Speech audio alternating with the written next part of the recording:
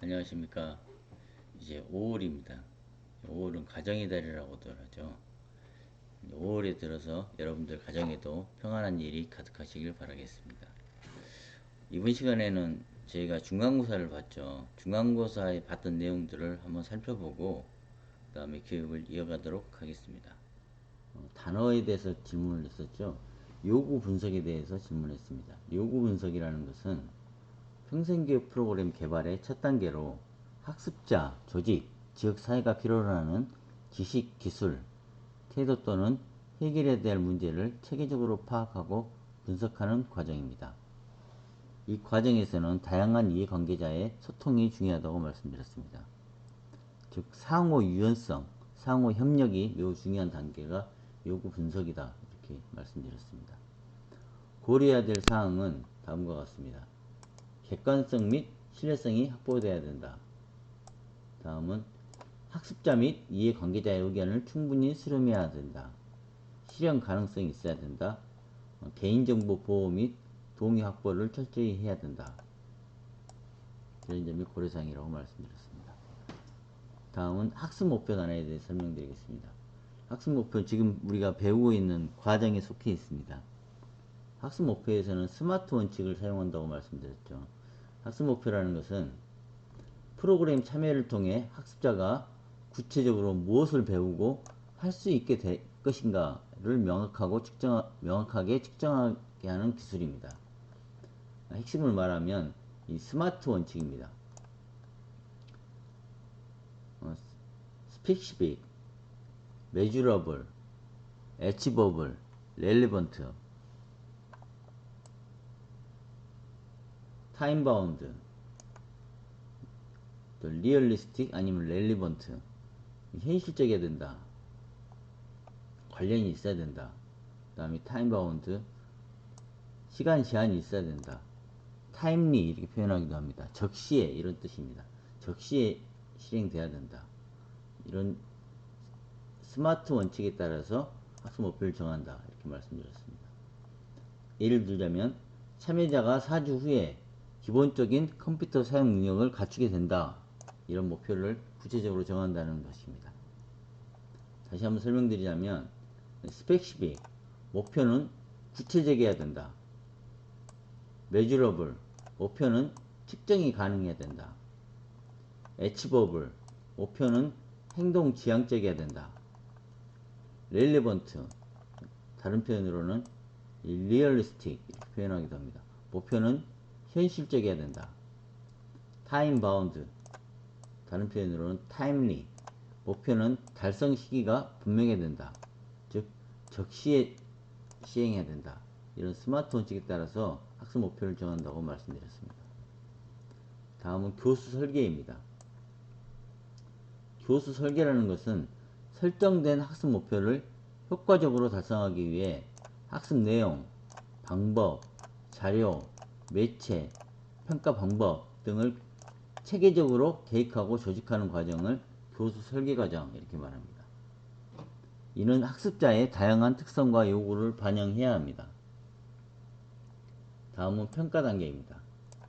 평가는 개발 및 실행된 평생교육 프로그램의 가치, 효과, 효율성, 적절성 등을 체계적으로 판단하고 측정하는 과정입니다.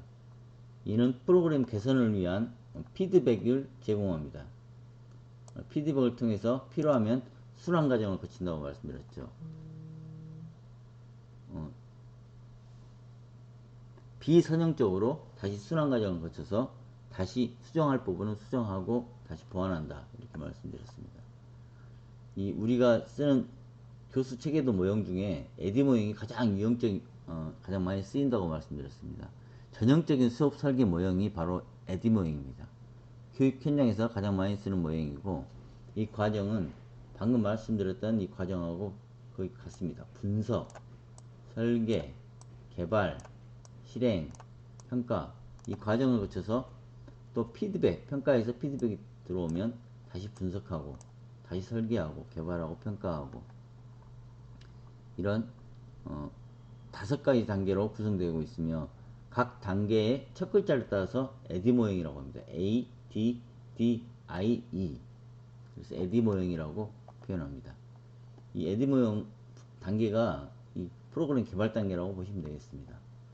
분석 단계에서는 타당성 분석하고 환경 학습자 분석하고 요구 분석하고, 설계 단계에서는 교육 목표 설정하고 방법 매체 선정하고 평가 방법 선정하고, 개발 단계에서는 교재를 개발하고 교수 학습 자료를 개발하고, 실행 단계에서는 물적 인적 재적 자원을 확보하고 마케팅하고 운영하고, 평가 단계에서는 보고서를 작성하고 또한 필요하면 피드백을 통해서 다시 순환 과정을 거치고, 이런 것이 에디 모형이라고 말씀드렸습니다.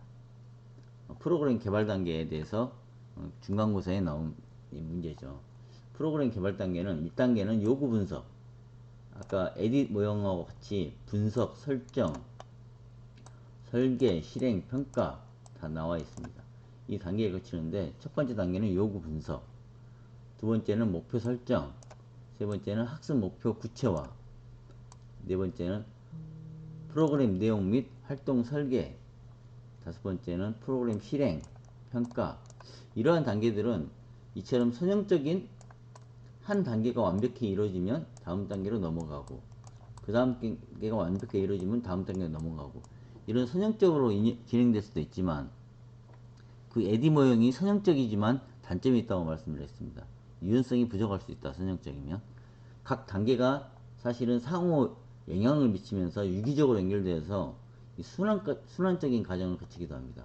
즉 평가에서 피드백에서 필요하면 다시 다른 단계로 가서 다시 거치고, 이런 것이 평생교육 프로그램을 성공적으로 개발하는 데 핵심이라고 말씀드렸습니다. 충분히 이해하고 이 순환적인 과정으로 유연성을 가지고 접근해야지 프로그램이 좋은 프로그램이 나올 수 있다. 이렇게 말씀드렸습니다. 개발 단계를 다시 한번 반복해서 살펴보면, 요구 분석 단계에서는 프로그램 개발의 출발점으로 학습자의 요구, 흥미, 문제점 등을 파악하는 단계, 방법으로는 설문조사, 인터뷰, 포커스 그룹 등을 통해서 학습자, 조직, 지역사회 요구를 분석하는 단계를 요구 분석 단계 이렇게 이야기합니다. 다음 개발 단계입니다. 목표 설정 단계입니다. 목표 설정 단계는 요구 분석했던 결과를 바탕으로 프로그램의 방향과 최종 결과를 설정합니다. 이 목표 설정은 매우 중요한 것이, 이걸 통해서 평가가 어떻게 될 것인가 이게 정해지기 때문에 상당히 중요한 단계라고 볼 수 있겠습니다. 목표 설정할 때는 스마트 원칙을 사용한다고 말씀드렸습니다. 학습 목표 구체화 단계에서 이제 또 스마트 원칙이 다시 나옵니다. 프로그램 목표를 달성하기 위해 학습자들이 무엇을 배우고 할 수 있는지를 명확히 기술하는 단계, 스마트 원칙에 따라서 학습 목표를 작성하는 단계를 학습 목표 구체화 단계, 이렇게 학습 목표 단계를 목표 설정하고 구체화하는 단계로 두 가지 단계로 나눠 봤습니다. 네 번째 단계는 프로그램 내용 및 활동 설계 단계입니다. 이 설계 단계라는 거죠. 학습 목표를 효과적으로 달성하기 위해 어떤 내용을 어떤 방법으로 구성하고 전달할 것인지 결정합니다. 강의. 다음은 다섯 번째 단계인 프로그램 실행 단계입니다. 설계된 프로그램 계획에 따라 실제 교육 활동을 운영하는 단계입니다. 학습자를 모집하고 강사를 섭외하고 학습 환경을 조성하고, 이런 것이 다 포함됩니다. 실행 단계. 다음은 평가 단계입니다. 실행 단계에서는 홍보하는 것까지 포함된다는 것도 말씀드렸습니다. 마지막 단계 평가 단계. 평가 단계는 피드백을 할 수 있는 단계입니다. 프로그램이 효과가 있었는지, 효율성이 있는지, 적절한지, 계속 유지를 해야 되는 건지 아니면 그만둬야 되는 건지, 이런 것을 판단하는 단계라고 말씀드렸습니다. 목표의 달성 여부, 학습 성과, 만족도, 이런 다양한 방법으로 측정합니다. 다시 한번 요약드리면, 프로그램 개발 단계는 요구 분석, 목표 설정, 학습 목표 구체화, 프로그램 내용 및 활동 설계, 이 3단계는 사실 목표 설정 단계라고 봐도 되겠습니다. 실행 단계, 마지막 평가 단계. 평가를 통해서 피드백을 통해 다시 순환적인 과정을 거칠 수 있다. 이렇게 말씀드렸습니다. 그래야 좀 우수한 프로그램이 나올 수 있다.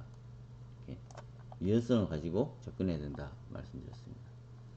지난 시간에 배웠던 내용 중에서 AI에 대해서 제가 말씀드린 내용 다시 한번 반복하여서 말씀드리겠습니다. 그때 구글의 잼민이라는 걸 소개해 드렸는데, 검색창에서 구글 AI 치면 잼민이라고 나온다고 했죠.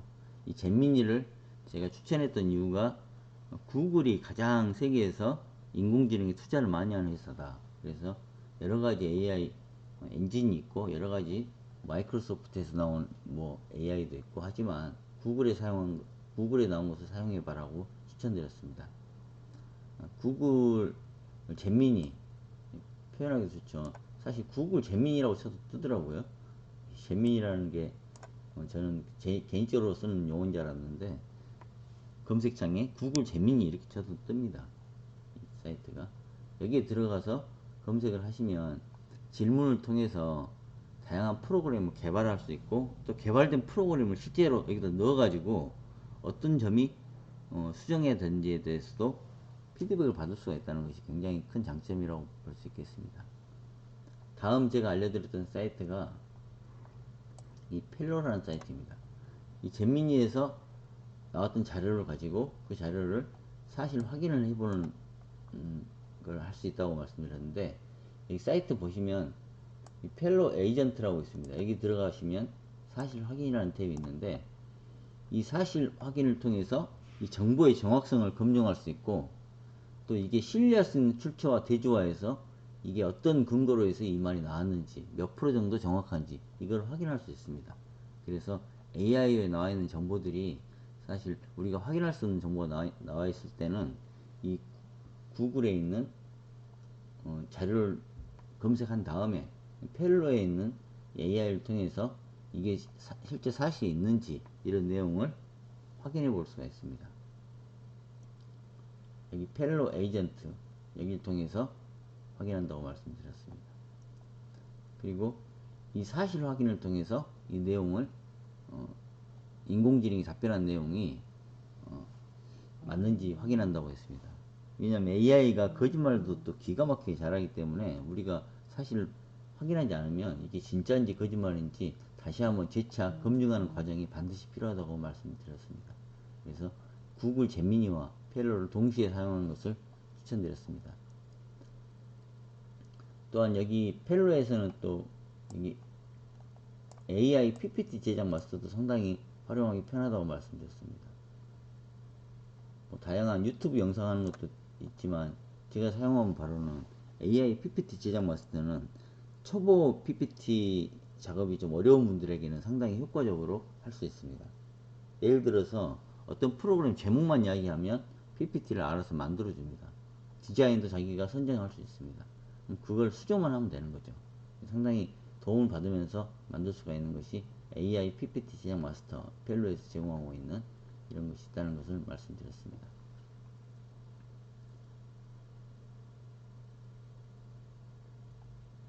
이번 지난 시간에 배웠던 프로그램 목표 설정, 지금 목표 설정을 막 배우고 다음 단계 넘어갈 과정인데요. 목표 설정에 대해 다시 한번 짚어보고 가겠습니다. 학습 목표는 매우 중요하다고 말씀드렸습니다. 학습 목표는 프로그램 개발 목적과 목표로 구분할 수 있는데, 목적은 좀 더 상위, 그러니까 그 기관의 이념이 무엇인가 이런 것을 나타내는 것이 목적이고, 목표는 좀 더 세부적으로 이 프로그램을 통해서 어떤 것을 이루어야 되는 것인가 이런 것이 목표라고 볼 수 있겠습니다. 프로그램 설계를 위해서 기본적인 질문에 대해서 살펴보겠습니다. 프로그램 설계를 하기 위해서는 이 목표가 무엇인가 그걸 먼저 알아야 되고, 두 번째는 목표를 제공할 수 있는 교육적 경험에는 어떤 것이 있는가 이걸 질문해야 됩니다. 세 번째는 이러한 교육적 경험은 어떻게 해야 가장 효과적으로 전달할 수 있는가 이런 질문을 해봐야 된다는 것입니다. 네 번째, 평가는 어떻게 평가할 수 있는가 이것도 질문해야 되는 내용입니다. 프로그램 설계의 절차입니다. 교육 목적 및 학습 목표를 설정하고, 학습 내용의 선정과 조직을 하고, 방법을 선정하고, 지도안을 구성하고, 설계의 절차를 말씀드립니다.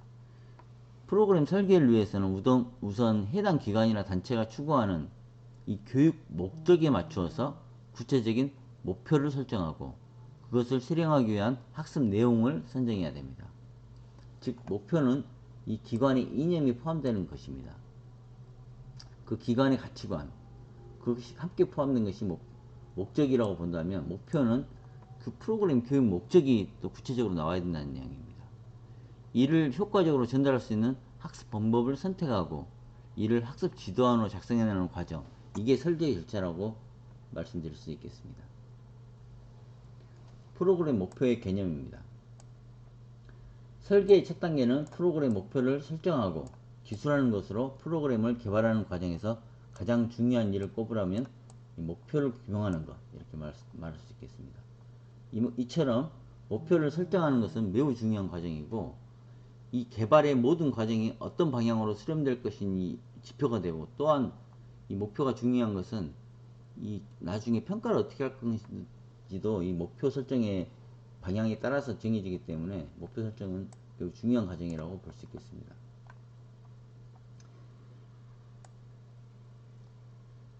이 목표는 목적이죠. 목적은 조직의 이념, 사명, 비전, 정책에서 도출됩니다.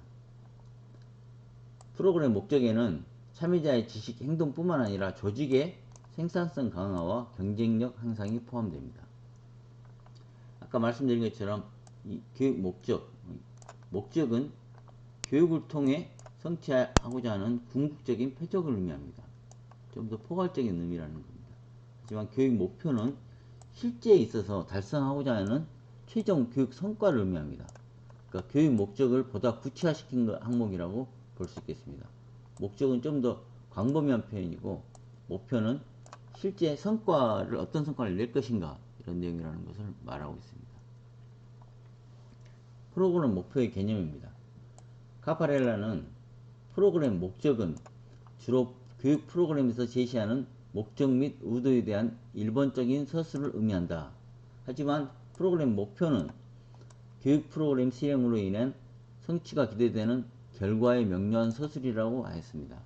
즉, 목적은 아까 말씀드린 것처럼 그 기관의 이념이 포함된 그 좀 포괄적인 의미지만, 목표는 실제 프로그램 실행으로 인해서 어떤 결과가 성취될 것인가 하는 것이 목표라고 말씀드렸습니다. 즉, 목적은 전반적인 개발 의도를 의미하고, 목표는 프로그램 실행으로 얻을지 구체적인 성과를 이야기하는 것입니다. 우리 오프라인 수업에서도 한번 다뤘었죠. 한국의 평생교육 프로그램 7분류표가 굉장히 중요한 내용이라고 말씀드렸습니다. 이 7분류표에 의해서 우리가 어떤 프로그램을 개발하면 이 7개 영역에 다 포함될 수 있습니다.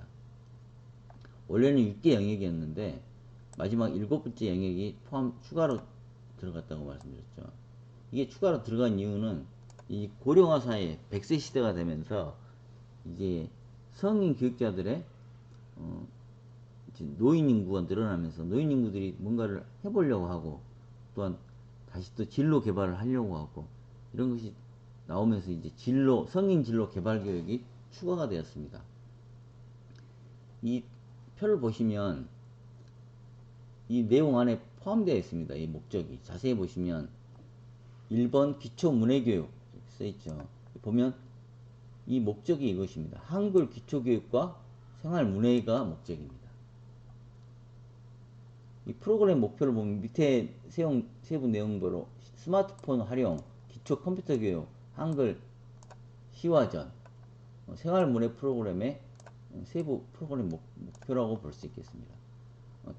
기초 문해교육에서 다문화 프로그램은 세터민 한국어 교실, 귀화 한국어 교실, 다문화 한국어 교실, 이런 것이 프로그램 목표라고 볼 수 있겠습니다. 또한 두 번째, 학력 보완 교육은 목적이 학교 교육 보완과 학력 인증이 목적이라는 것입니다. 프로그램 목표는 초등 학력 보완 프로그램은 유아 대상 교육, 초등 대상 연계 교육, 초등 학력 인증이 목표. 고등학력 보완 프로그램은 학점 운행제, 학습 계좌제, 독학사 학위제, 이런 것이 목표라고 볼 수 있겠습니다. 직업 능력 교육은 취업, 창업인의 자격 인증과 직무 개발이 목적이라고 볼 수 있겠습니다. 이처럼 각 파트에 포함된 목적을 알고 프로그램을 개발하는 것이, 또 목표를 알고 개발하는 것이 평가에도 해당된다는 것이 매우 중요하다는 것을 말씀드리고 있습니다. 우리가 어떤 새로운 프로그램을 개발하면 그 프로그램은 이 범주 안에 다 들어가 있어야 되는 것입니다. 왜냐하면 실제 우리 그 국가에서 프로그램 개발을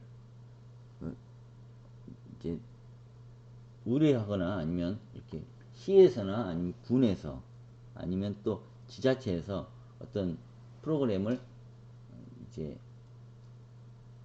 뽑거든요. 뽑을 때 이 프로그램 범주 내에서 뽑습니다. 이번에 뭐 프로그램 시민 참여 교육을 우리가 지원하겠다 하면 이 범주 내에 들어가 있는 프로그램으로 개발해야 된다는 거죠. 그러니까 즉 시민 참여 교육 범주에 시민 참여 활동 프로그램인지 시민 리더 역량 프로그램인지 시민 책무성 프로그램 내용인지에 포함시켜서 만들어야 된다고 말씀드렸습니다. 근데 만약에 자기가 하고자 하는 프로그램이 여기 범주 안에 안 들어가 있다. 그럴 때는 그 범주를 포함시켜서 만들어야 된다는 거죠. 그러니까 시민 책무성을 위한 학습 동아리, 시민 리더 역량을 위한 어떤 프로그램, 시민 책무성 확립을 위한 어떤 프로그램, 이렇게 제목을 그런 식으로 해서 프로그램을 개발하는 것이 매우 중요하다. 학습 목표가 중요하기 때문입니다. 방금 말씀드린 것처럼 우리가 어떤 프로그램을 개발하면 한국의 7대 교육 프로그램 영역 안에 목표가 포함되어 있어야 한다는 것을 강조해서 말씀드렸습니다. 그럼 프로그램 목적에 대해서 살펴보겠습니다.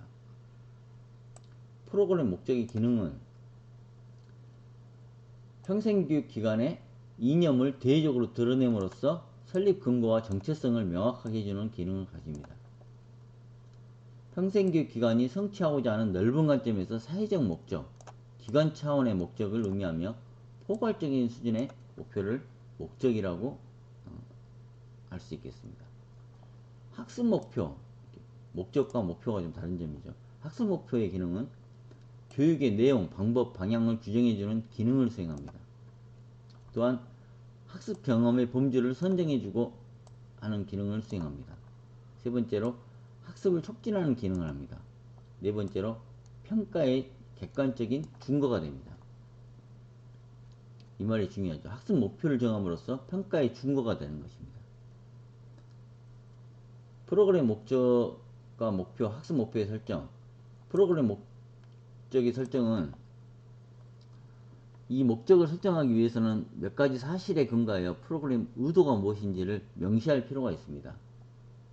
첫 번째, 교육 대상자의 상황과 교양, 건강 혹은 직업적 요구 등과 같은 개인적 요구가 반영되어야 됩니다. 두 번째, 교육기관의 목적이나 이념이 반영되어야 됩니다. 세 번째, 사회나 국가에 필요한 사항들이 반영되어야 됩니다. 사회가 지향하는 정치적 이념이나 철학도 같이 고려된다는 것입니다. 학습 목표는 인지적인 영역, 정의적 영역, 신체적 기능적 영역 이렇게 나눠진다고 지난 시간에 말씀드렸습니다.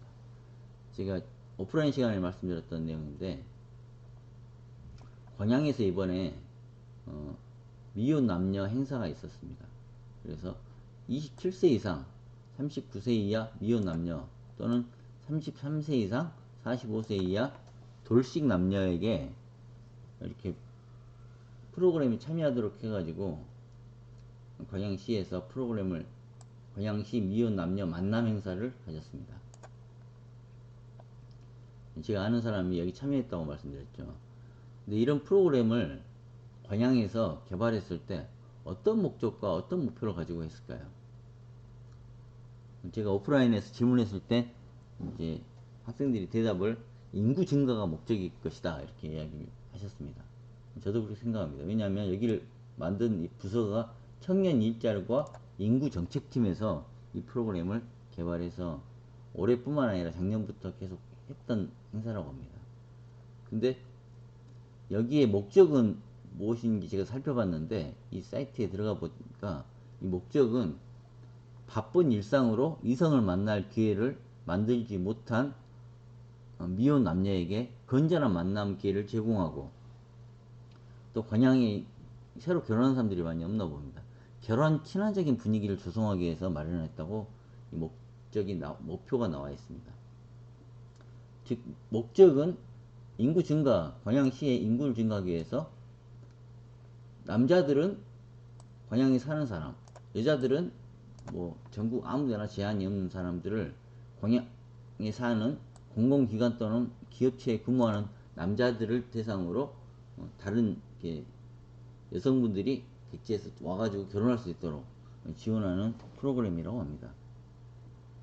광양시에서 모든 예산을 지원하고 약 80명의 남녀 인원을 가지고 했는데, 이렇게 해가지고 결혼하신 분들이 실제로 작년에 이걸로 결혼하신 분이 있다고 제가 들었습니다. 상당히 좋은 기발한 아이디어다 이렇게 생각하고 있습니다. 이처럼 이렇게 목표를 정할 때는 구체적이고 측정 가능하고 행동지향적이어야 됩니다. 또 현실적이어야 됩니다. 달성 시기가 분명해야 됩니다. 이런 스마트 원리에 따라서 목표를 설정하는 것이 효과적이다 이렇게 말씀드렸습니다.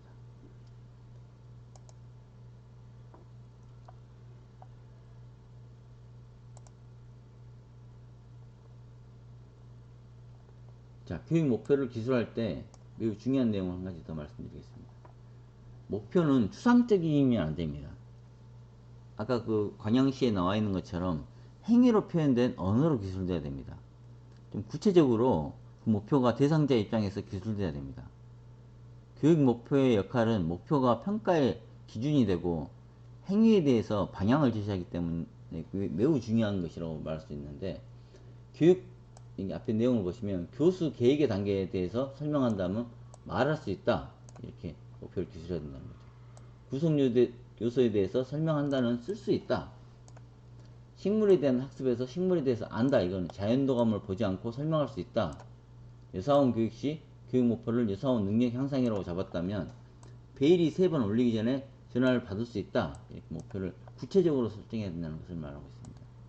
고객을 만났을 때 고객에게 45도 각도로 인사할 수 있다. 이런 구체적인 교육 목표가 교육 대상자 입장에서 기술되면 이 평가의 기준에서도 더 효과적으로 활용할 수 있고 교육 행위에 대한 방향을 정확하게 제시할 수 있기 때문에 교육 목표의 기술은 보다 구체적으로 제시하는 것이 효과적이다, 이런 말씀을 드리고 이 시간 교육을 마치도록 하겠습니다.